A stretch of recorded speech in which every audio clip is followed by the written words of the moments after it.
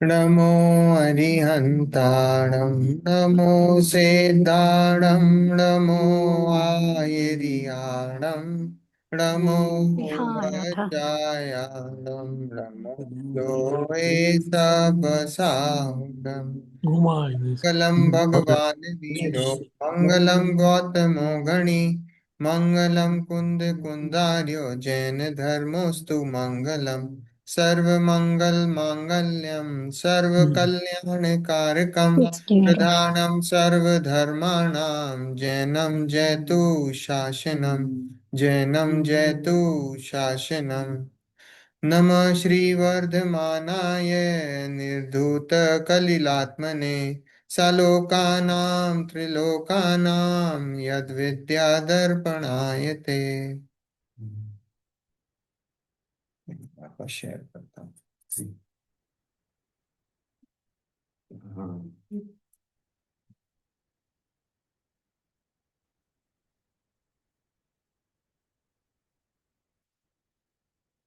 रत्नकरण श्रावकाचार्य जी ग्रंथ, उसका हम स्वाध्याय यहाँ कर रहे हैं। और इस ग्रंथ के रचयिता समंत भद्राचार्य स्वामी, और जो इसकी जो टीका लिखी है वो सदा सुख दास जी पंडित जी हुए हैं। उनके द्वारा जो टीका लिखी गई है उसको वचनिका भी बोलते हैं। उसके आधार पर हम यहाँ पर अध्याय कर रहे हैं। हमने अभी तक देखा कि आप्त का स्वरूप, इसके पहले अभी हमने आप्त का देखा था कि आप्त का स्वरूप क्या होता है। आप्त कैसे होते हैं? जो वीतरागी सर्वज्ञ और हितोपदेशी होते हैं उन्हें आप्त बोला जाता है। आप्त मतलब जो वीतरागी होते हैं, जो सर्वज्ञ होते हैं, और हितोपदेशी जो हित का उपदेश देने वाले होते हैं, उन्हें ही आप्त बोला जाता है। ठीक है। तो हमें ये डेफिनेशन दे दी है ये आप्त की। अब इस डेफिनेशन में जो भी फिट होगा हम उसको आप्त बोलेंगे। ठीक है। अगर हम देखें कि हम किसी दूसरे, आज दूसरे किसी मंदिर में जाते हैं, वहाँ राम की मूर्ति रखी हुई है, और किसी ने बोला कि साहब ये आप्त हैं, ये भगवान हैं, तो हम आप्त की डेफिनेशन लेके आएंगे कि अब ये जो राम दिख रहे हैं हमको, ये जो धनुष लेके खड़े हुए हैं, जिनके बाजू में सीता जी हैं, क्या वो आप्त की डेफिनेशन में आते हैं कि नहीं आते हैं? तो हम मिलाएंगे कि वो वीतरागी है क्या, दिख रहे हैं? बोले नहीं दिख रहे हैं वीतरागी, वो वीतरागी नहीं है। तो वहीं आप्त की डेफिनेशन वहीं खत्म हो गई कि वो आप्त की डेफिनेशन में फिट नहीं बैठते हैं, तो इसलिए वो भगवान नहीं है। हम भी मानते हैं राम को, हमारे भी राम भगवान हैं, पर हमारे राम कैसे हैं भगवान? वीतरागी हैं। हमारे राम कैसे हैं? वीतरागी हैं। वो वीतरागता की अवस्था में भगवान है। वो जिस अवस्था में वो पूज रहे हैं वो अवस्था भगवान की नहीं है। वो अवस्था भगवान की नहीं है, क्योंकि उनके यहाँ आप्त की डेफिनेशन ही अलग है। और हम जो आप्त की डेफिनेशन बताते हैं वो आपकी डेफिनेशन जैन दर्शन के अनुसार वो अलग है। तो हमारे को अब एक एक बैरोमीटर मिल गया, एक एक माप मिल गया है कि इस ये मेजरमेंट है हमारा। तो हम कहीं भी जाएंगे तो हम ठगाएंगे नहीं। हम कहीं भी देखेंगे कि अगर इस डेफिनेशन में फिट बैठते हैं। अब आपकी डेफिनेशन क्या बताई कि वो 18 प्रकार के दोषों से रहित हैं। 18 प्रकार के दोषों से रहित है। हमने देखा कि जन्म नहीं होती है, बुढ़ापा नहीं होता है, भूख नहीं लगती, प्यास नहीं लगती, नींद नहीं आती, ये सारी चीजें बताई। तो हमने वो लगा के देखा तो वहां हमको दिख रहा है कि भाई इनके तो भगवान जन्म भी ले लेते हैं वापस, इनके तो बुढ़ापा भी आ जाता है, भगवान की अवस्था में ही हो जाता है ये सब। हम्म। इनके भगवानों को क्या होता है? इनके भगवानों को गुस्सा भी आ जाता है, हाँ, प्रेम भी हो जाता है। साथ में भगवान की अवस्था में स्त्री भी रखते हैं, मतलब राग भी है। हाँ, पर वो वाले राम नहीं। वो जो जो वैदिक लोगों के, जो हिंदुओं के राम है वैसे राम नहीं। हमारे राम तो जैन थे।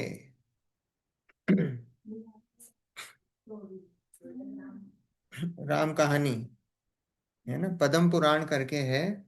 उस पद्म पुराण में जो है राम जो है उनकी स्टोरी है।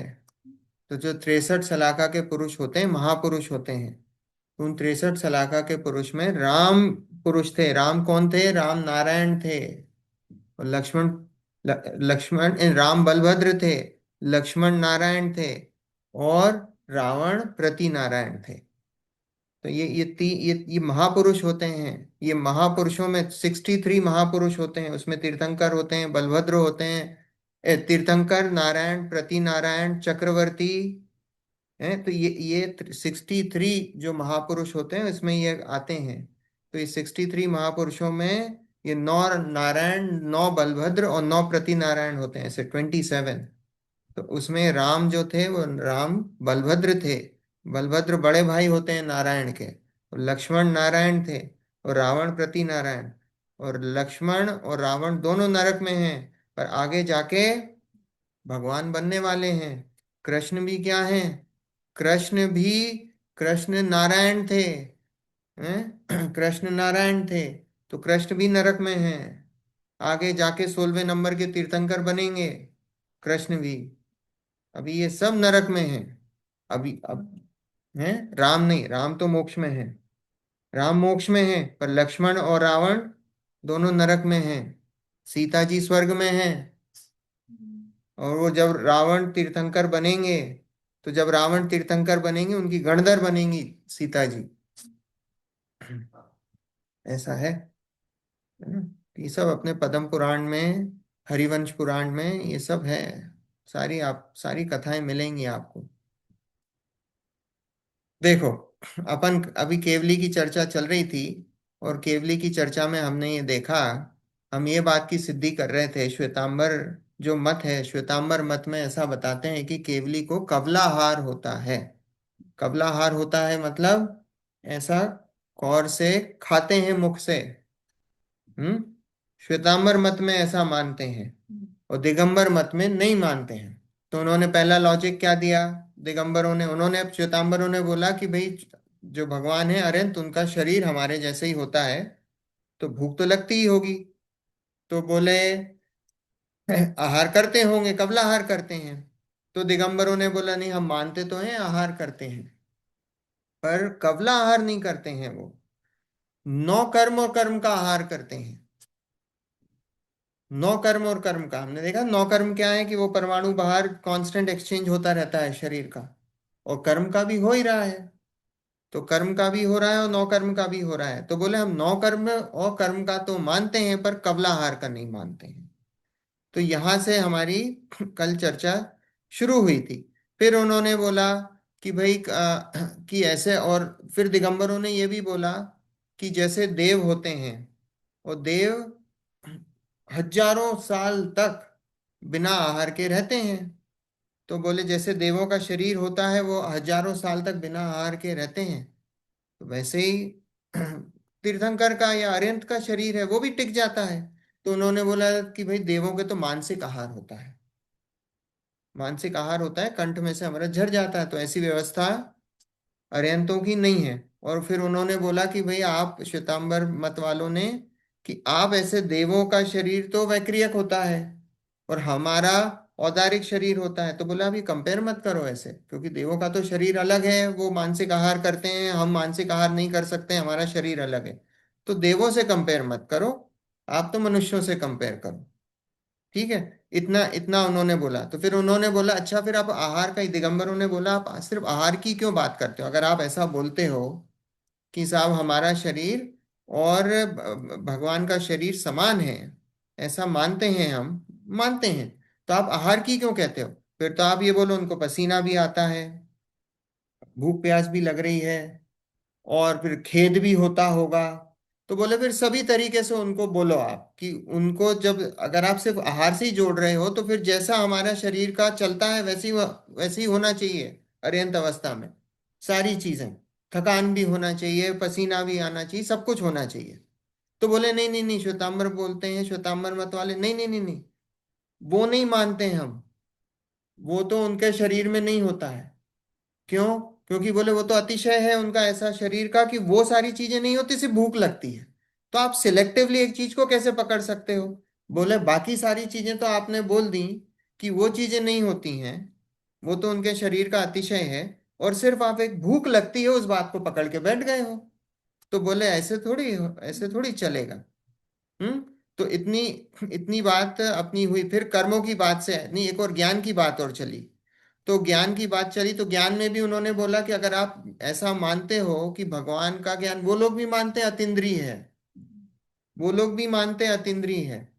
तो बोले कि अगर आप ऐसा मानते हो कि ये भगवान हमारे जैसे ही है, तो फिर उनको भी मानना पड़ेगा कि उनका इंद्रिय जनित ज्ञान है, सारी चीजें एक सी माननी पड़ेंगी तुम।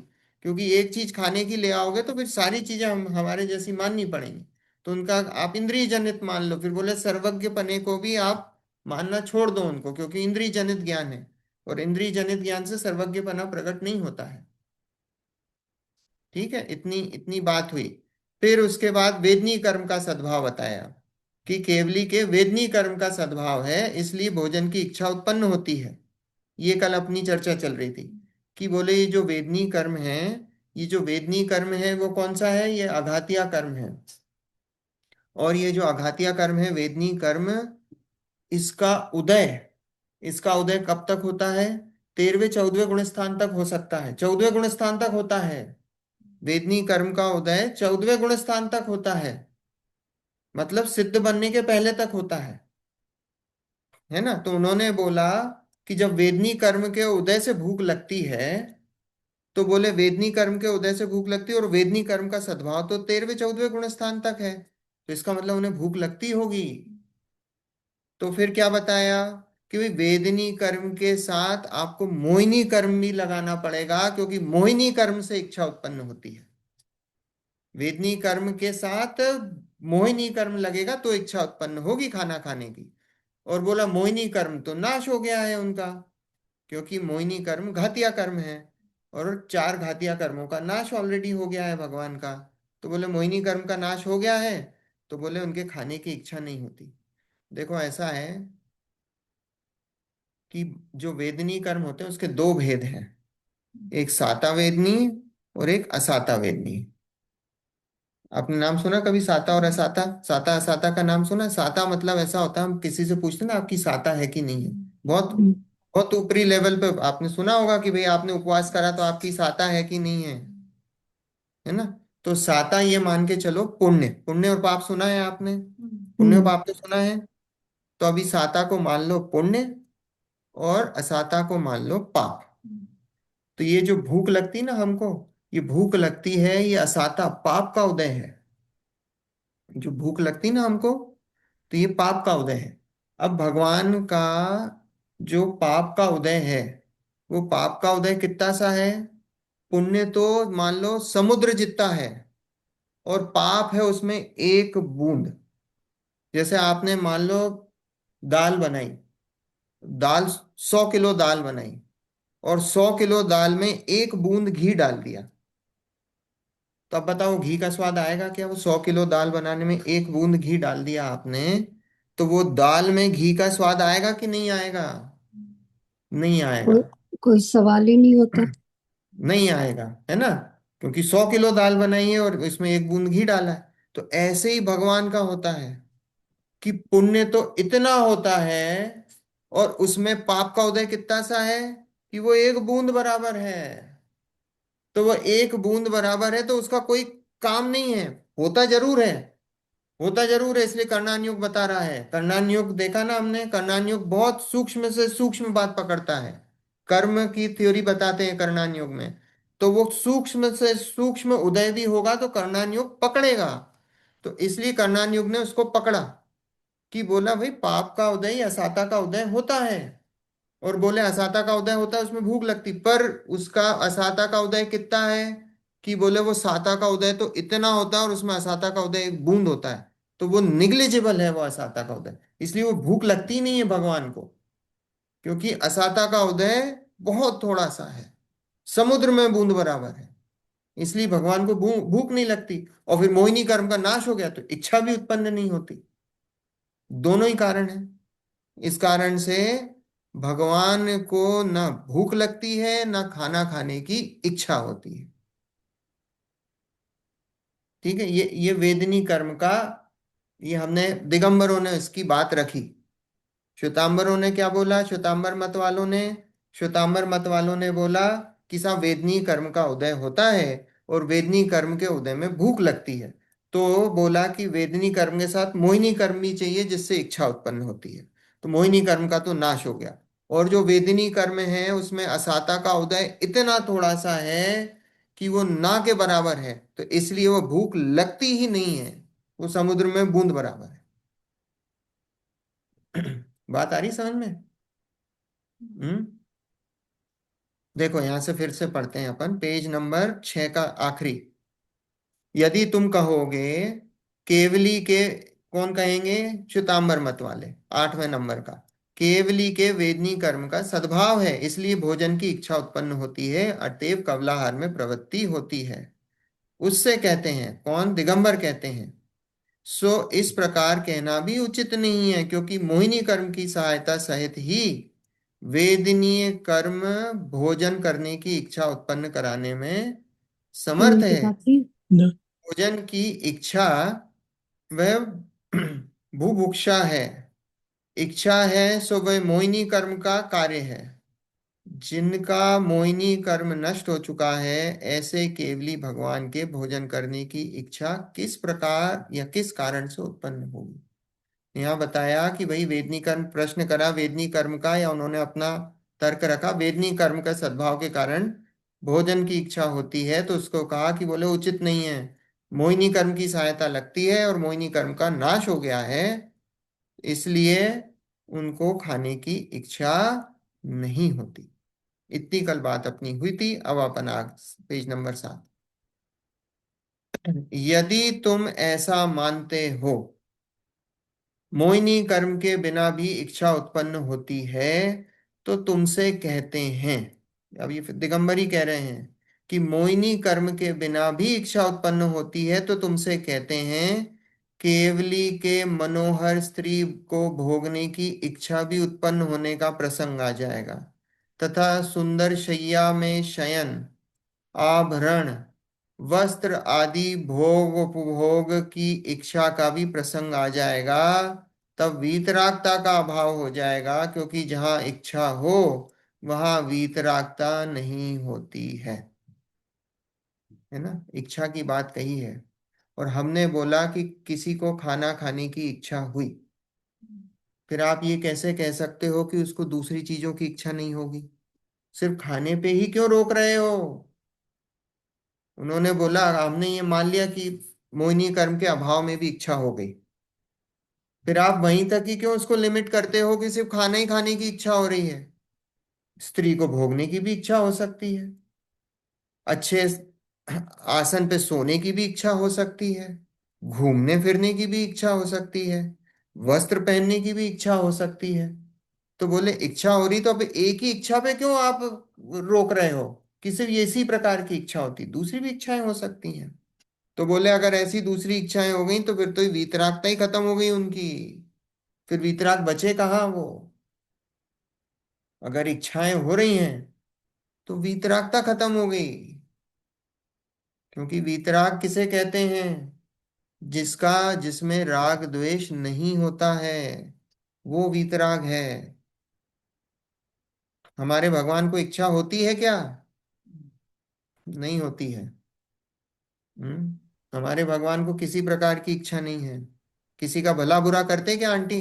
नहीं करते हैं। तो फिर क्यों जाते हैं भगवान के पास? जब भला बुरा नहीं करते, किसी को देते नहीं है, किसी से कुछ लेते नहीं है, तो फिर जाते क्यों है भगवान के पास?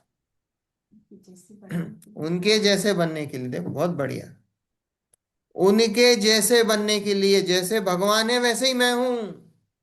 जो भगवान के गुण है वैसे के वैसे गुण मुझ में प्रकट हो, उसके लिए जाते हैं। भगवान से मांगने नहीं जाते हैं। भगवान से ही मांगने नहीं जाते कि मुझे पास करा दो। भगवान से ही मांगने नहीं जाते कि मेरा बिजनेस चलवा दो अंकल। इसलिए जाते हैं क्या? कि मेरा बिजनेस नहीं चल रहा है, मेरा बिजनेस चलवा दो। इसलिए नहीं जाते हैं। इसलिए नहीं जाते हैं। जो जाता है इस कामना से, वो मिथ्यात्व को पुष्ट कर रहा है। आ रही बात समझ में? वो मिथ्यात्व को पुष्ट कर रहा है अपने। मयूर जी, मेरा एक कंफ्यूजन है यहाँ पे। जो पहले आपने वो इच्छा की बात कही कि ऐसा और तरह की इच्छाएं कुछ भी नहीं होती वो भगवान को, तो मुझे लगता है कि जो बाकी इच्छाएं हैं वो तो इंद्रियों पे डिपेंड करती हैं, इसलिए वो उनका तो वीतरागता की वजह से उनका तो नाश हो गया। लेकिन जो भूख की इच्छा हो सकती है या रिक्वायरमेंट हो सकती है, वो बॉडी के नरिशमेंट की वजह से नहीं हो सकती, ऐसा थोड़ी बॉडी इंद्रियों के की वजह से। नरिशमेंट के लिए बॉडी के नरिशमेंट के लिए कोई इच्छा की कोई बात नहीं है। इच्छा, खाना खाओगे, खाने खाने की इच्छा से ही खाना खाओगे। और बॉडी के नरिशमेंट की हमने बता दी यहाँ पे कि वो जो नौ कर्म है, वो नौ हम्म। कर्म कॉन्स्टेंटली क्या हो रहा है, वो फीड कर रहे हैं। कॉन्स्टेंटली आ रहे हैं और जा रहे हैं। उस नौ कर्म से बॉडी को नरिशमेंट मिल रहा है। ओके। ठीक है, उन राइट। नौ कर्म से बॉडी को नरिशमेंट मिल रहा है। खाने की, खाने के कारण नहीं मिल रहा है। हम्म। आ हम्म। रही बात समझ में? देखो ऐसा है, ये खाने की स्थिति कैसी है। जब पहला काल था ना, पहला काल जो, छह काल होते हैं, आपने सुना है छह काल होते हैं। जो पहला काल है, पहला काल, फर्स्ट काल कौन सा है, उसको सुखमा सुखमा बोलते हैं। वो सुखमा सुखमा काल में जीवों को हर 3 दिन में एक बार भूख लगती थी। 3 दिन के गैप के बाद खाना खाते थे। 3 दिन के गैप के बाद खाना खाते थे। वो खाना कितना सा खाते थे? आंवले बराबर। उससे में भूख मिट जाती थी। जो दूसरा काल आया, सुखमा, उसमें 2 दिन के अंतराल बाद, 2 दिन के गैप के बाद खाना खाते थे। तीसरा काल आया 1 दिन के गैप के बाद। चौथा काल आया तो चौथे काल में 1 दिन में एक बार खाते थे। चौथे काल में 1 दिन में एक बार भोजन होता था। और कितना? 32 ग्रास के बराबर। 32 और 32, उतना ग्रास खाते थे, उतने में भूख शांत हो जाती थी। अब ये जो पंचम काल आया तो क्या हुआ? दिन में कांस्टेंट मुंह चलता है। कांस्टेंट मुंह चलता है, रुकता ही नहीं है। तो अब वो तो, अब अगर हम आज से कंपेयर करें तो बोलिए, पहले काल वाले, जो फर्स्ट काल वाले थे, वो 3 दिन में इतना सा खाते थे आंवले बराबर, तो उसमें कैसे भूख मिटती थी? मिटती थी, वैसे ही शरीर था भाई। हम्म। ऐसे ही शरीर है। और अगर जिसको भूख लगे, जिस, अच्छा अगर अभी देखो और बात आएंगे अभी, और अभी बातें चलेंगी अभी, देखो और इसमें, देखो तो तुम्हारे मत में। मयूर जी, हाँ, छठा काल में कैसे खाना है? पंचमा काल में तो जो पूरा दिन खा। छठे, देखो पांचवें काल में तो फिर भी जीव ऐसे हैं कि रात में शाम को रुक जाते हैं। है हम्म। ना? दिन में ही खा रहे हैं, कई बार खा रहे हैं। दिन भर ही तो बरोबर। नहीं खा रहे, कई बार खा रहे हैं। पांचवें या काल मेनी में टाइम। कई बार खाते का है। राइट। छठे काल में तो ना दिन रात का भेद है, ना कुछ है, पूरे समय खाना चलता है। ओ लॉर्ड। ऐसा है छठे अच्छा। काल में, पूरे समय। पांचवें काल में बोलते हैं कई दफे, कई बार हम्म। खाते हैं। और हम्म। छठे काल में कोई भेद नॉन। नहीं बचा, दिन रात खाना चलता है, मुंह अच्छा चलता है। अच्छा। ओके। जिससे बहुत ऐसा है। से जीव खाते हैं, जैसे गाय बकरी और हम्म। हिरण वगैरह, सारा वक्त ही खाते रहते हैं बेचारे। नहीं, आई सारा डोंट वक्त तो थिंक वो सो गाय गाय रुकते हैं, बकरी। वो भी वो भी जुगाली रात को करते नहीं हैं। खाते हैं, रात को नहीं हाँ, खाते हैं रात को गाय नहीं बकरी। खाते हैं वो भी, हम्म। जुगाली करते हैं रात को। हाँ हाँ। है ना, गाय भी होती तो रात को जुगाली करती है, दिन में खाती है तो रात में जुगाली करती है। हम्म। ऐसा है। देखो, तुम्हारे मत में केवली आहार करते हैं सो पूछते हैं, एक दिन में एक बार करते हैं या अनेक बार करते हैं, या एक दिन के अंतर से, या 2 दिन, 5 दिन, पक्ष, मांस आदि कितने अंतर से भोजन करते हैं। जितना अंतर तुम कहोगे, उतने प्रमाण ही शक्ति कहलाई। शक्ति घटने पर भोजन करते हैं, भोजन के आश्रय बल रहा तो भगवान केवली के अनंत वीर्य कहना असत्य हुआ। केवली का बल आहार के अधीन ही रहा। देखो ये आया है, कितना जोरदार। क्या बोला? कि भाई अगर आप बोलते हो आहार करते हैं, तो बोले कितनी बार करते हैं? एक दिन में एक बार करते हैं, बोले 2 दिन में करते हैं, या 5 दिन में करते हैं, पक्ष मतलब एक हफ्ते में करते हैं, एक महीने में करते हैं। बोले कितने दिन में आहार करते हैं? और मान लो किसी दिन ज्यादा चल रही है तो भूख ज्यादा लग जाएगी। हम्म। तो भूख ज्यादा लग जाएगी तो फिर क्या होगा? तो इसका मतलब थक जाएंगे। क्योंकि अगर आप ऐसे बोल रहे हो उनकी बॉडी तो आहार से चल रही है, भगवान की बॉडी आहार से ही चल रही है, तो मान लो किसी दिन ज्यादा चल रही है तो फिर नहीं, सारा लिखा ना। अगर देखो जितना अंतर तुम कहोगे उतने प्रमाण ही शक्ति कहलाई। मान लो उनने 7 दिन में करा आहार तो आप बोलोगे उनकी इस बार उन्होंने 6 दिन के उपवास करे तो वो उतनी उतनी शक्ति है उनकी।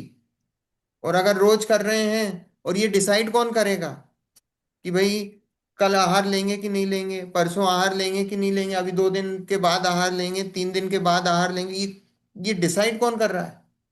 हम्म।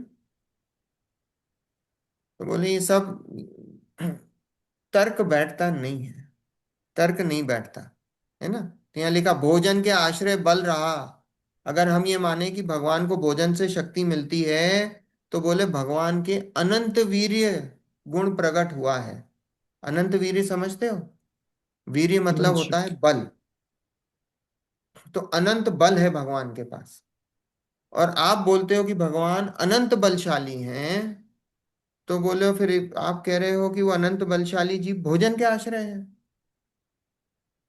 हम्म। तो बोले ये तर्क बैठता नहीं है। और कभी खाना नहीं मिला तो अनंत बल कम हो जाएगा। तो बोले तर्क नहीं बैठता। तो बोले केवली का बल आहार के अधीन ही रहा। वो बल तो अंदर आत्मा से आ रहा है और आपने तो आहार के अधीन कर दिया उसको। तो बोले ये तर्क नहीं बैठता है। देखो, यदि तुम ये कहोगे केवली भूख को शांत करने के लिए भोजन का आस्वादन करते हैं, तो हम पूछते हैं ये केवल ज्ञान द्वारा भोजन का स्वाद लेते हैं या रसना इंद्रिय द्वारा स्वाद लेते हैं? हम्म। यदि केवल ज्ञान द्वारा स्वाद स्वाद लेते हैं तो दूर क्षेत्र में रखे हुए भोजन का स्वाद ले लें, तब कबलाहार करने का क्या प्रयोजन रहा?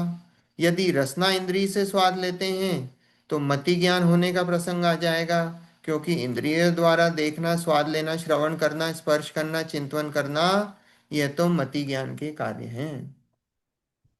फिर बोलते हैं कि केवली को अगर भूख शांत करने के लिए भोजन का आस्वादन करते हैं तो हम उनसे पूछते हैं कि यह केवल ज्ञान द्वारा भोजन का स्वाद लेते हैं या रसना इंद्रिय द्वारा?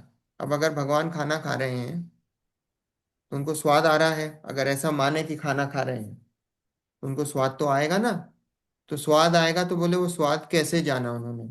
वो स्वाद केवल ज्ञान के द्वारा जाना कि मति श्रुत ज्ञान से जाना, मति ज्ञान से जाना?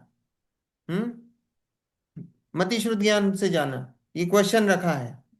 अगर केवल ज्ञान से आप मानते हो स्वाद को जाना, तो केवल ज्ञान से स्वाद को जानने के लिए भोजन को चखने की जरूरत नहीं है, है ना। आज आपने सब्जी बनाई, लौकी की सब्जी बनाई, तो लौकी की सब्जी बनाई तो भगवान को उसके स्वाद के बारे में ज्ञान है कि नहीं है? यस। बिल्कुल है। वो जो लौकी की सब्जी बन के तैयार हुई उसके स्वाद का ज्ञान भगवान को है, क्योंकि केवल ज्ञान में वो स्वाद आया है, वो जानने में आया है। अरे बात समझ में? भगवान ने सब्जी चखी कि नहीं चखी? नहीं नहीं। चखी। तो भगवान को सब्जी चखना नहीं पड़ती उसके स्वाद के लिए।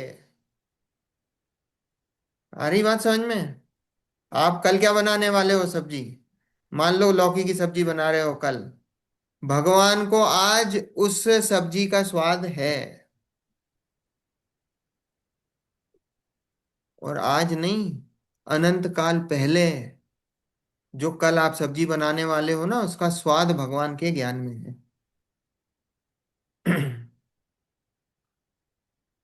ऐसा इतना विशाल केवल ज्ञान है।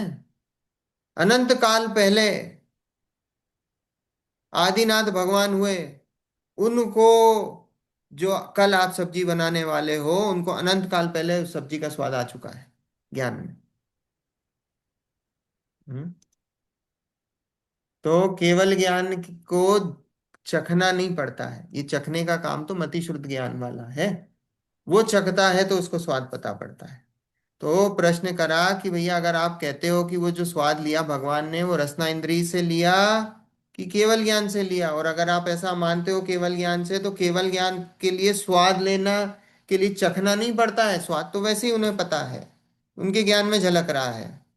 और बोले अगर आप मति ज्ञान होने से मानोगे तो इसका मतलब उनको इंद्रियों से ज्ञान लेना पड़ रहा है। और हमने पहले ही कह चुके हैं भगवान का ज्ञान अतीन्द्रिय होता है, इंद्रियों से नहीं होता, ये तो आप भी मानते हो। तो ये भी तर्क सही नहीं बैठता है। हम्म। बात आई समझ में? देखो, यदि तुम कहोगे सर्वज्ञपना और कबलाहार के विरोध नहीं है, जैसे यहाँ आहार करते हुए मनुष्यों में ज्ञान की हीनता नहीं दिखाई देती है, वैसे ही भोजन करते हुए भी केवल ज्ञान की हीनता नहीं होती है। अब उन्होंने फिर तर्क रखा, मान नहीं रहे हैं। फिर तर्क क्या रखा है कि बोले सर्वज्ञपना और कबलाहार में कोई आपस में विरोध नहीं है, कहने खाते खाते भी सर्वज्ञ रह सकते हैं, कोई दिक्कत नहीं उसमें, हम कोई विरोध नहीं है। जैसे कि उन्होंने बोला हम खाना खाते हैं, तो हम खाना खाते हैं तो ऐसा नहीं होता कि हमारा ज्ञान उस समय कम हो जाता है, हमारा ज्ञान कुछ कम नहीं होता, ज्ञान की हीनता नहीं दिखाई देती है। वैसे ही भगवान भी भोजन करते हैं, उनका भी ज्ञान ऐसे ही केवल ज्ञान जैसा बना रहता है, कोई दिक्कत नहीं है, ज्ञान की कोई हीनता नहीं होती है, कोई दिखाई नहीं देती है। हैं? तो उनसे पूछते हैं, फिर तो द्रव्य, फिर अब अभी दिगंबर उत्तर देते हैं, उनसे हम पूछते हैं फिर तो द्रव्य, आभरण, वस्त्र, वाहन, काम, विषय आदि भोगने में भी सर्वज्ञपना का विरोध नहीं रहेगा।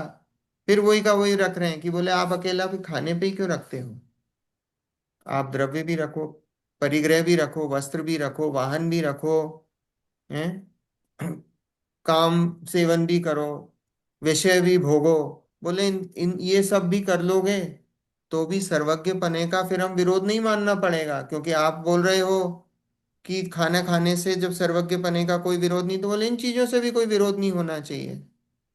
हम्म।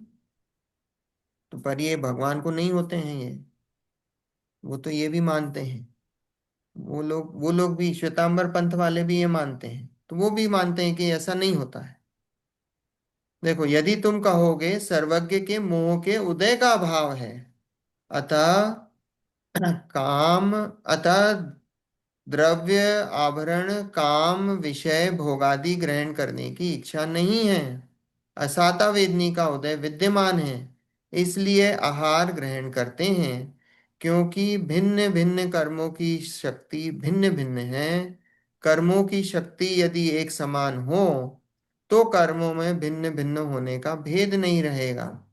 केवली के मोह का उदय का अभाव हुआ है, इसलिए द्रव्यादिक ग्रहण नहीं करते हैं। वो क्या बोला, सर्वज्ञ के मोह का उदय का अभाव है, सर्वज्ञ के मोहिनी कर्म का नाश हो गया है, मोह का उदय, मोह खत्म हो गया है, अतः द्रव्य, आभरण, काम, विषय भोगादि ग्रहण करने की इच्छा नहीं है।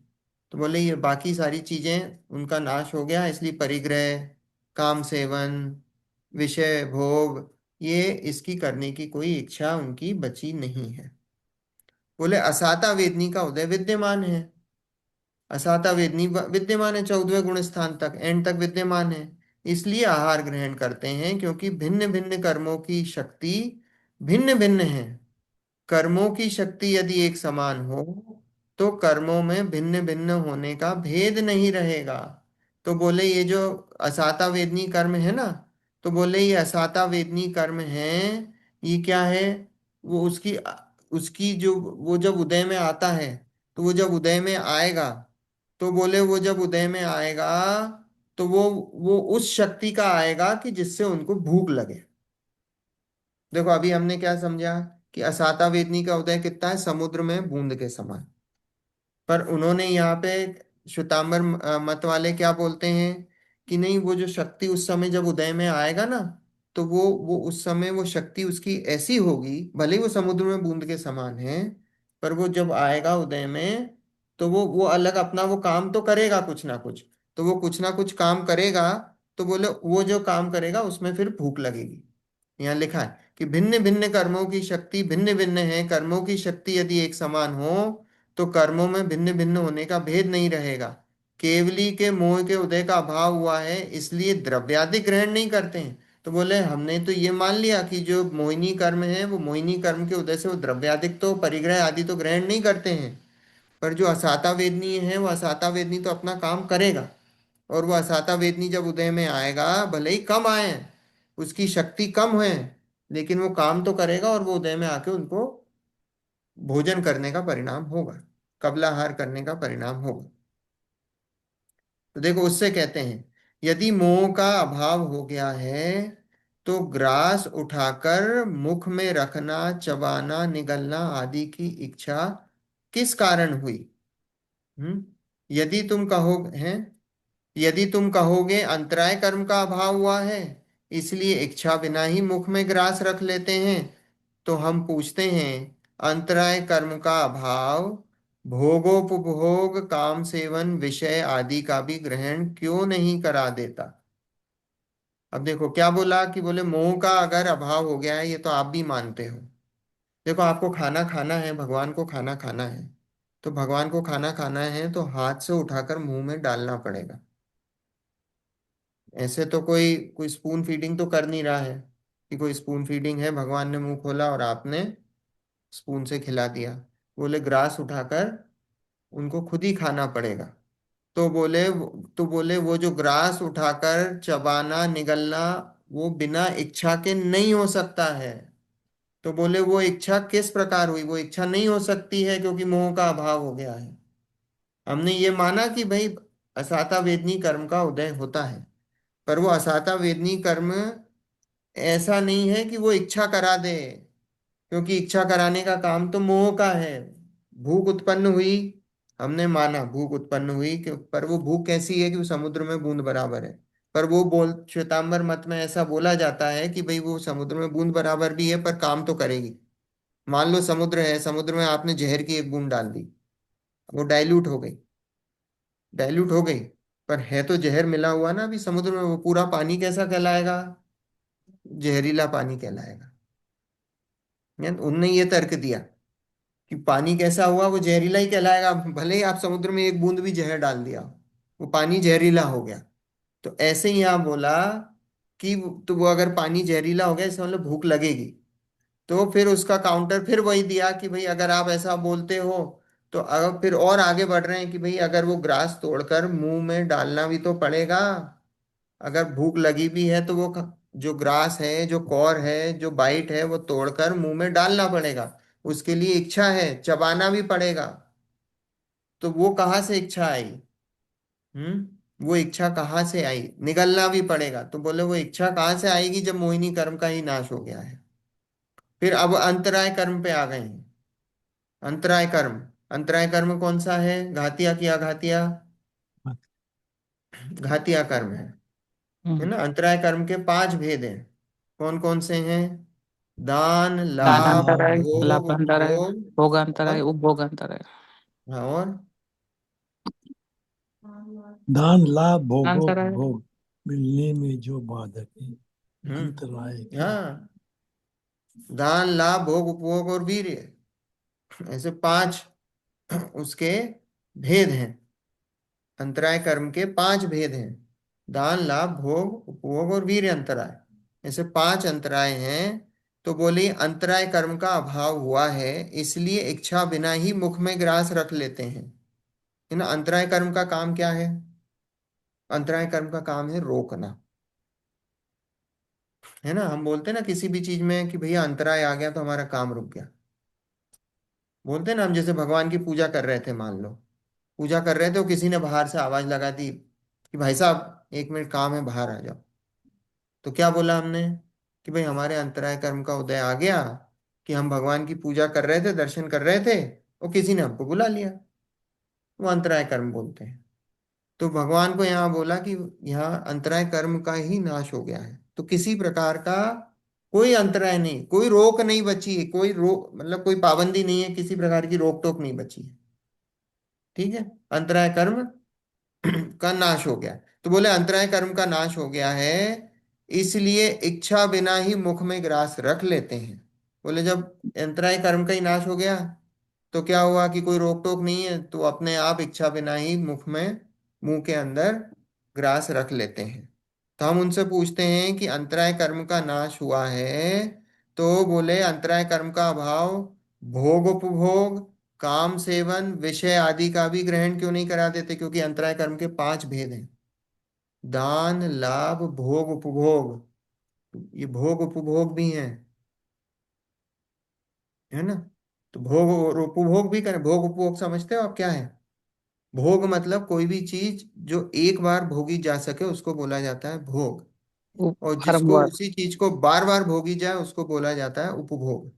जैसे खाना खाया, मिठाई खाई आपने, तो मिठाई एक ही बार खा सकते हो। खा लिया आपने तो खत्म हो गई, अब वो वापस थोड़ी आएगी, वो तो खत्म हो गई, खा लिया आपने। तो वो क्या हुई? वो भोग की चीज हुई। अब उपभोग की चीज है, ये फोन है। ये कितने साल चलेगा आपके साथ? 2 साल, 3 साल, 1 साल, बार बार यूज कर रहे हो ना आप उसको। तो ये उपभोग की चीज हुई, क्योंकि उस चीज को आप बार बार यूज कर सकते हो। तो उपभोग होता है, एक बार जो हो वो भोग, और जो बार बार उसको आप भोग सको उसको उपभोग, वो उपभोग है। तो भगवान के दोनों वो अंतराय समाप्त हो गए। तो बोले कि अगर आप सिर्फ खाने के लिए क्यों करते हो, फिर तो भोग उपभोग की सारी चीजें, काम सेवन भी कर सकते हैं, भोग उपभोग भी कर सकते हैं। हम्म। तो बोले वो कि उसका भी ग्रहण करा दो आप तो, खाने पे ही क्यों, कबलाहार पे ही क्यों हो, अटके हो? बाकी अंतराय भी तो है, उनके खत्म हो गए तो वो भी करो। तो वो भी फिट नहीं बैठता। देखो, यदि तुम कहोगे द्रव्य आभरण आभरण काम विषय आदि का ग्रहण कर लेने से व्रत भंग हो जाएंगे, दीक्षा भंग हो जाएगी, साधुपना नष्ट हो जाता है, किंतु आहार करने से व्रत तथा दीक्षा भंग नहीं होती है। कवलाहार करने से तो साधु के धर्म का कारण देह की स्थिति बनी रहती है। अब उन्होंने फिर करा कि भाई देखो, साधुपना, हमारे साधु भी क्या हैं? हमारे साधु आहार तो लेते हैं, और आहार लेने से उनकी क्या दीक्षा भ्रष्ट होती है? क्या दीक्षा भंग होती है क्या? नहीं होती। आहार क्यों लेते हैं साधु? तप की देह की वृद्धि स्थिति। के लिए आहार लिया जाता है। तप में वृद्धि हो उसके लिए आहार करते हैं। मुनिराज आहार क्यों करते हैं? तप की वृद्धि के लिए आहार करा जाता है। ठीक है। तो तप की वृद्धि के लिए आहार लेते हैं, तो बोले उससे दीक्षा तो भंग नहीं होती। तो ऐसे ही भगवान है। बोले वो क्या है कि भगवान भी क्या कर रहे हैं? बोले वो उनका देह की स्थिति बनाने के लिए आहार कर रहे हैं, और बाकी दूसरी चीजें लेंगे। अगर अगर आप विषय आदि का ग्रहण करेंगे तो क्या होगा कि भाई उनका आप्तपना भ्रष्ट हो जाएगा, वो भगवान नहीं रहेंगे। तो बोले इसलिए वो दूसरी चीजें तो नहीं करते हैं, वो सिर्फ आहार ग्रहण करते हैं क्योंकि उनके शरीर की स्थिति बनी रहे। क्वेश्चन आया समझ में? ये बोला उन्होंने। बोले साधु तो सभी आहार करते हैं, तो साधु सभी आहार करते हैं तो उसमें कोई प्रॉब्लम नहीं है। ऐसे ही भगवान भी आहार कर सकते हैं अपने शरीर की स्थिति बनाने, दूसरी चीजें नहीं कर सकते हैं। वस्त्र आदि ग्रहण नहीं कर सकते हैं, और बोले काम विषय आदि उसमें नहीं रख सकते हैं, परिग्रह नहीं रख सकते हैं, वो सारी चीजें नहीं कर सकते हैं, पर आहार तो ले सकते हैं। हम्म। देखो, इसमें एक चीज ध्यान रखने की है कि यहाँ पे श्वेतांबर मत से कंपेयर करा है, दूसरे मतों से नहीं कंपेयर करा। दूसरे मतों की तो बात ही नहीं है। श्वेतांबर मत से इसलिए कंपेयर करा गया है दिगंबर मत को, क्योंकि हम सब जैन की कैटेगरी में है ना। तो वो डिफरेंस बताने के लिए कि ये देखो, ये डिफरेंस है, वहां पे ये मान्यता है और यहाँ पे ये मान्यता है। ये डिफरेंस बताने के लिए ये बात रखी गई है, दूसरे मतों से कंपेयर नहीं है। ठीक है। देखो, उसे उत्तर देते हैं, तुम्हारे श्वेतांबर मत में व्रत धारण करने से और दीक्षा ग्रहण करने से ही केवल ज्ञान उत्पन्न होता है, ऐसा नियम नहीं है। तुम मल्ली कुमारी के गृहस्थ अवस्था में ही केवल ज्ञान की उत्पत्ति होना कहते हो। भरत चक्रवर्ती के समस्त 6 खंड का राज्य भोगने वाले के कांच के महल में केवल केवल ज्ञान का उपजना कहते हो। हाथी पर बैठी पुत्र के लिए रुदन करती हुई मरु देवी के केवल ज्ञान का होना कहते हो। बांस के ऊपर चढ़ा नट के केवल ज्ञान का होना कहते हो। उपासरा यानी साधुओं का निवास गृह में बुहारी देती हुई नौकरानी के केवल ज्ञान का होना कहते हो। देखो उधर क्या बोला कि श्वेतांबर मत में व्रत धारण करने से और दीक्षा ग्रहण करने से ही केवल ज्ञान उत्पन्न होता है, ऐसा नियम नहीं है। श्वेतांबर मत में ऐसा है कि आपको साधु बनना जरूरी नहीं है भगवान बनने के लिए, साधु बनना अनिवार्य नहीं है। तो उन्होंने एग्जाम्पल दिया कैसा कि मल्ली कुमारी के गृहस्थ अवस्था में ही केवल ज्ञान की उत्पत्ति होना कहते हो।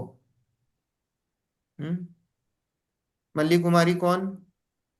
मल्लीनाथ। मल्लीनाथ भगवान। निनाद दिगंबरों में भगवान मल्लीनाथ भगवान है, श्वेतांबर परंपरा में वो स्त्री। मल्ली कुमारी है ना। वहां पे मल्ली कुमारी और मल्लीनाथ अपने यहाँ मेल है, वहाँ फीमेल है। तो हमारे वहां में बोला तो दिगंबर में तो स्त्री पर्याय में तो होते नहीं ना स्त्री पर्याय भगवान। में पांचवें गुणस्थान से ऊपर, दिगंबर परंपरा में पांचवें गुणस्थान से ऊपर नहीं जा सकते, है ना। श्वेतांबर परंपरा में मोक्ष बताया है, स्त्री स्त्री मुक्ति बताई है। तो देखो यहाँ बताया कि मल्ली कुमारी के गृहस्थ अवस्था में ही केवल ज्ञान की उत्पत्ति होना कहते हो। मल्ली कुमारी कैसे गई मोक्ष? गृहस्थ अवस्था में ही मोक्ष चली गई, गृहस्थ ही थी। भरत चक्रवर्ती के समस्त 6 खंड का राज्य भोगने वाले के कांच के महल में केवल ज्ञान का उपजना कहते हो। भरत चक्रवर्ती को कैसे मोक्ष बताया कि वो चक्रवर्ती ही थे, राजा ही थे, राजा की अवस्था में ही जो है उनको केवल ज्ञान हो गया, साधु नहीं बने। फिर हाथी पर बैठी पुत्र के लिए रुदन करती हुई मरुदेवी। मरुदेवी कौन? आदिनाथ। आदिनाथ भगवान। आदिनाथ भगवान की माँ। नाभिराय और मरुदेवी। तो बोले मरुदेवी के केवल ज्ञान का होना कहते हो। हाथी पर बैठी हुई, हाथी पर बैठे बैठे केवल ज्ञान हो गया, रोते रोते उनको केवल ज्ञान हो गया। ठीक है। बांस के ऊपर चढ़ा नट के केवल ज्ञान होना कहते हो। नट समझते हो?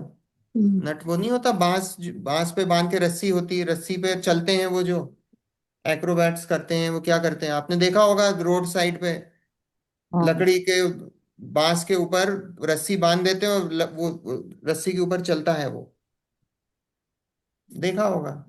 पहले होते थे सर्कस जैसा।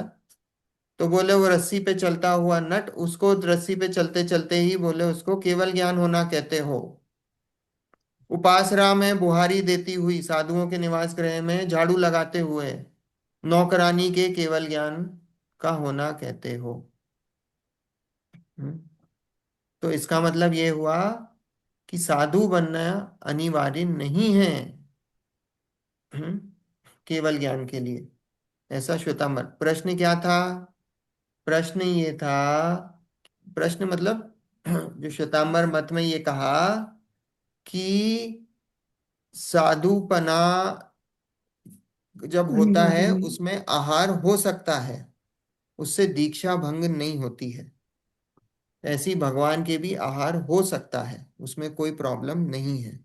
तो उत्तर दिया कि आप तो साधुपने से केवल ज्ञान मानते ही कहाँ हो, आप तो बिना साधु के भी केवल ज्ञान मान ले, साधु तो बनना ही नहीं पड़ता है, आप तो उसके पहले ही केवल ज्ञान मान लेते हो।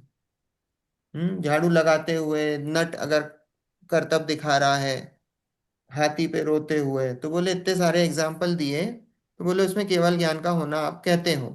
देखो गृहस्थ के, स्त्री के, अन्य धर्मी के, कोई भी वेशधारी के, दंडी, त्रिदंडी, सन्यासी, कपाली, फकीर, जटाधारी, मुंड करने वाला, मृगछाला, बागंबर ओढ़ने वाला, समस्त कुलिंगधारियों के मोक्ष होना कहते हो।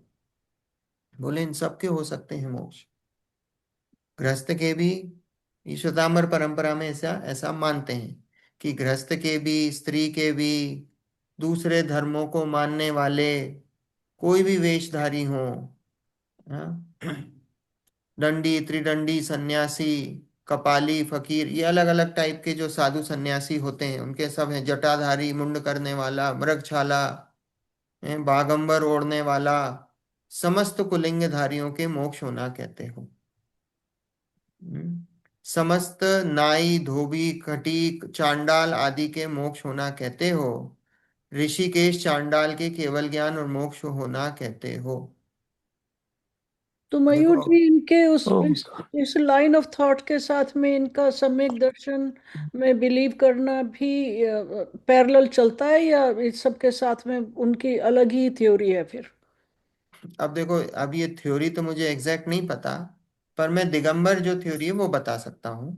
कि जो दिगंबर थ्योरी है, दिगंबर थ्योरी में ऐसा है कि जो नीच जाति के जो लोग हैं, नीच कुल के जो लोग हैं, जाति नहीं, ये है नीच वो। कुल के जो लोग हैं, हम्म, वो पांचवें गुणस्थान से ऊपर नहीं जा सकते हैं। पांचवा गुणस्थान उनका, पांचवें गुणस्थान से ऊपर नहीं जा सकते। पांचवें गुणस्थान से ऊपर का उनका परिणाम ही नहीं होता है कि वो मुनि दीक्षा धारण करें। सम्यक दर्शन होने में कोई रोक टोक नहीं है। सम्यक दृष्टि हो सकते हैं, व्रति श्रावक भी हो सकते हैं, पर मुनि अवस्था नहीं धारण करते। ऐसा ये दिगंबर परंपरा में है कि नीच कुल के, नीच गोत्र के जो लोग होते हैं, नीच गोत्र के, वो नीच गोत्र के लोग पांचवें गुण स्थान से ऊपर नहीं जा सकते हैं। ऐसे ही स्त्रियों का है, जो स्त्री हैं वो पांचवें गुण स्थान से ऊपर नहीं जा सकती हैं। पांचवें गुण स्थान से ऊपर पुरुष ही जा सकते हैं, इसलिए सिर्फ पुरुषों की ही मुक्ति बताई है। हम्म। अब देखो, लोगों को इसमें भी वो रहता है कि भाई ऐसा आप जेंडर बायस है और ये है और वो है, पर भाई वस्तु स्थिति ही ऐसी है। हम जेंडर बायस की क्या, हम तो यहाँ बोलते हैं सभी जीव बराबर है। जेंडर बायस छोड़ दो आप। जैन धर्म तो क्या बोलता है, जैन दर्शन सभी जीव बराबर हैं।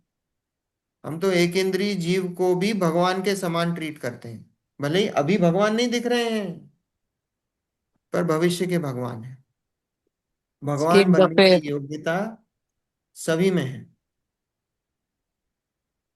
छपी क्या बोल रहे एक मैं कहती थी कि जब ये सम्यक दर्शन होता है तभी स्त्री पर्याय का नाश हो जाता है ना, कि फिर सम्यक स्त्री पर्याय फिर वापस नहीं आएगी। Is that true, right? सम्यक दर्शन होता है, और सम्यक दर्शन होने के बाद अगर बाद। आयु बांधते हो तो स्त्री पर्याय नहीं मिलेगी। हाँ, बस दैट्स व्हाट आई मेंट इन। है ना। हम्म। सम्यक दर्शन के पहले अगर बांध लिए तो फिर तो कोई फिर उसमें वो नहीं है। फिर वो अब वो चेंज भी हो सकती है। और सम्यक दर्शन के पहले अगर बांध ली तो नरक भी जा सकते हो, नपुंसक भी हो सकते हो। हम्म। नरक में जाते हो तो नपुंसक है ना। नरक में सारे जीव कैसे हैं, या नपुंसक हैं। तो नपुंसक वेद भी मिल सकता है। तो ऐसा नहीं, पर सम्यक दर्शन होने के बाद, सम्यक दर्शन होने के बाद अगर आयु बंधती है तो फिर वो पुरुष की ही बंधेगी या देव गति की ही बंधेगी, ऐसा है। और मनुष्य गति में तो भोग भूमि की बंधेगी, ऐसा ऐसा है। हम्म। और या फिर कर्म भूमि में बंधेगी तो फिर वही उत्तम आयु बंधेगी, मनुष्य की आयु बंधेगी, पुरुष की। और एक इसमें जो श्वेतांबर में कपड़े पहनने का है, कि वो पहन सकते हैं जो लोग मुनि अवस्था तक में जाते हैं, तो उसका है कहीं डिस्कशन आगे, या आगे वो? सब आएगा, सारा अच्छा, डिस्कशन है। ठीक है, ठीक है। Thank you. तुम्हारे मत में तो व्रतों से दीक्षा से भी प्रयोजन नहीं है। तुम्हारे यहाँ तो केवल ज्ञान गृहस्थ को पहले ही उत्पन्न हो जाता है, पश्चात दीक्षा होती है, और फिर पश्चात यतिपना होता है, ऐसा कहते हो। तो बोले आपको गृहस्थ में ही केवल ज्ञान हो गया, उसके बाद फिर आप दीक्षा लेते हो। अपने यहाँ दिगंबरों में कैसा है, पहले दीक्षा होती है, फिर बाद में केवल ज्ञान होता है। यहाँ पे श्वेतांबर मत में दोनों हो सकते हैं, पहले दीक्षा भी ले सकते हो, फिर केवल ज्ञान हो सकता है, और पहले केवल ज्ञान होगा तो फिर बाद में दीक्षा लोगे, फिर बाद में दीक्षा ऐसा की है। क्या जरूरत है? अब वो केवल ज्ञान हो गया। अब वो तो अब वो जो मान्यता है वो है मान्यता, उधर वैसी मान्यता है ना। हम्म, तो यहाँ लिखा है कि पश्चात दीक्षा होती है और फिर पश्चात यतिपना होता है, ऐसा कहते हो। पहले सर्वज्ञपना हो जाए और बाद में दीक्षा लें, तब दीक्षा लेने से तुम्हारा कौन प्रयोजन सिद्ध हुआ। वही बात होगी। हाँ, बोले फिर क्या प्रयोजन सिद्ध हुआ, वही है ना। पर Yeah, अब जो है वो है ना। यदि yeah. गृहस्थ को भी मोक्ष हो जाए तथा अन्य कुलिंगधारियों को भी मोक्ष हो जाए, तो दीक्षा ग्रहण, मुख पट्टी बांधना, दंड ग्रहण, बोधा पात्रों का ग्रहण निरर्थक रहेगा। ऐसे तुम्हारे मत में हजारों दोष आते हैं। तो बोले ऐसे मत, ऐसे ऐसी जब बात है तो इसमें हजारों दोष आते हैं। क्योंकि आप ऐसी बात मानते हो कि पहले केवल ज्ञान हो गया और बाद में दीक्षा ले रहे हो। तो बोले ऐसे हजारों दोष आते हैं। एक और बस पैराग्राफ पढ़ेंगे फिर है। असाता वेदनी कर्म के उदय से केवली को क्षुधा, तृषा, रोग, मलमूत्र आदि होते हैं, यदि तुम कहोगे। असाता वेदनी कर्म है, तो बोले असाता वेदनी कर्म के उदय से केवली को क्या है, भूख प्यास रोग मलमूत्र आदि होते हैं। वो ऐसा श्वेतांबर मत में ऐसा मानते हैं। जैसे महावीर भगवान को पेचिस का रोग हो गया था, ऐसा मानते हैं। भगवान केवल केवल ज्ञान की अवस्था में, केवली की अवस्था में, अरहंत अवस्था में बीमार हो गए थे, ऐसा वो मानते हैं। हम्म श्वेतांबर मत में ऐसा मानते हैं। तो बोले यहाँ पे बोला असाता वेदनी कर्म से केवली को भूख प्यास रोग मलमूत्र आदि होते हैं। तो उसका उत्तर सुनो। सो ऐसा नहीं है। क्षुधा तो असाता वेदनी कर्म की उदीर्णा से होती है। असाता की उदीर्णा की छठवें गुणस्थान में विच्छुत्ति हो जाती है। अतः सप्तम आदि गुणस्थानों में क्षुधादि वेदना का अभाव है। अब ये अपन अगली बारी लेंगे, क्योंकि यहाँ पे बंध विच्छुत्ति की बात है। तो वो थोड़ा सा बताना पड़ेगा कि बंध विच्छुत्ति क्या है। थोड़ा सा उदीर्णा का भी लेंगे और फिर आगे अपन इसको कंटिन्यू तो ये किस करेंगे। लिए कर रहे हैं, इसकी खाली कवलाहार के ऊपर ये इतनी सारी बातें हो ये रही पूरी हैं? सब कबलाहार के ऊपर इतना डिस्कशन है। हम्म तो ये जो पूरी बात लिखी है सदाशिव दास जी ने लिखी है। वो हम्म जो दो लाइन जो लिखी है, आप तेनो छिन्न दोषेण है। तो वो जो लिखी है, वो जो श्लोक लिखा है वो समंत भद्राचार्य ने लिखा है। फिर उसके बाद ये जो पूरा डिस्कशन है, ये किसने लिखा है, ये That's right. सदाशिव दास जी ने लिखा है। और ये सदाशिव दास जी ने कंपेयर करके बताया है कि भाई इसमें भगवान वो का, रखा है बीच अगर में आप भी। ऐसा मानते हो मैंने तो कि लगा दिया। भगवान, क्योंकि कई वो लोग देखो, कई लोग ऐसा मानते हैं कि भगवान खाते मूर्ख। हैं, भगवान को प्रसाद चढ़ाते हैं। तो वो जो मानते हैं, उनकी जो मान्यता है, उसकी मान्यता को सुधारने के लिए यहाँ पे ये बात लिखी है। ठीक है, हमने पहले ही कहा यहाँ पे हम किसी का या किसी का कोई विरोध नहीं कर रहे हैं, या किसी का कोई विरोध नहीं है, किसी भी मत का कोई ऐसा कोई वो नहीं है। हम तो यहाँ बात बता रहे हैं कि भगवान जो है वो 18 प्रकार के दोषों से Right. जो है रहित हैं। उन 18 प्रकार के दोषों में जो है भूख है, वो भी एक दोष है। और ये बताते हैं कि भगवान को भूख नहीं लगती है, भगवान खाना नहीं खाते हैं। ये बात यहाँ पे प्रूव कर रहे हैं। और श्वेतांबर मत इसलिए लेके आए क्योंकि वो जैन का ही एक हिस्सा है। और जैन के एक हिस्से में ऐसा माना जाता है कि भगवान आहार करते हैं, भोजन करते हैं। तो इसलिए यहाँ बताया कि भाई भगवान, हम अपना तर्क रख रहे हैं, आप अपना तर्क रखो, हम अपने तर्क से बताते हैं कि भाई भगवान के आहार नहीं होता है। अगर आहार होगा तो वो दोष लगेगा। ये बात यहाँ पे प्रूव कर, ठीक है। वो अपन, आप इससे मार्क, पेन आप मार्क कर दे, अगली बार याद रहेगा। जो पेज नंबर 8। जो किताब से तुमने, तो उसमें ये चीज, ये डिस्कशन नहीं है। ये सदाशिव दास जी की टीका में ही है। ये अगर आपने किसी दूसरी टीका में से पढ़ा होगा, उसमें ये डिस्कशन नहीं है। हाँ, और ये हमने और दूसरी ये किताब से पढ़ा है। हाँ, तो आपने दूसरी किताब से पढ़ा है। और सदाशिव दास जी, अगर आप सदाशिव दास जी की अगर उससे टीका से पढ़ रहे हैं, और दूसरी टीका सदाशिव दास जी की टीका कम से कम दुगनी बड़ी है। या हाँ। इसमें बहुत सारी चीजें हैं। बहुत सारी चीजें हैं।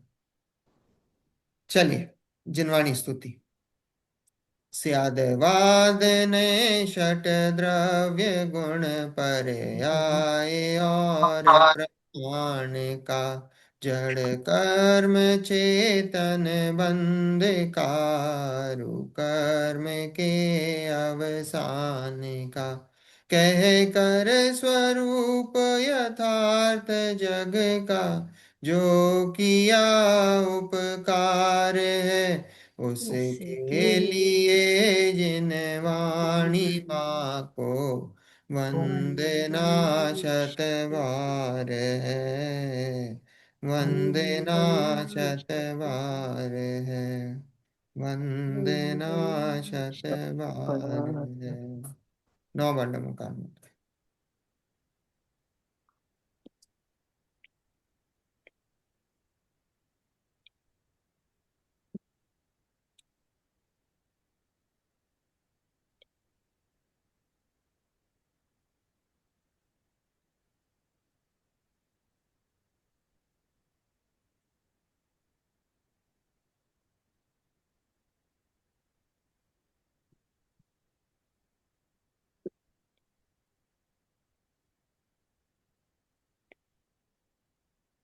जय जिनेन्द्र।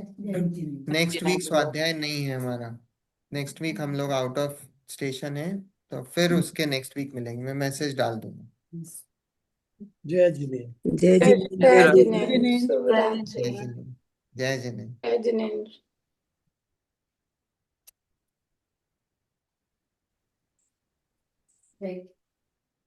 जय जिनेन्द्र। जय जिनेन्द्र।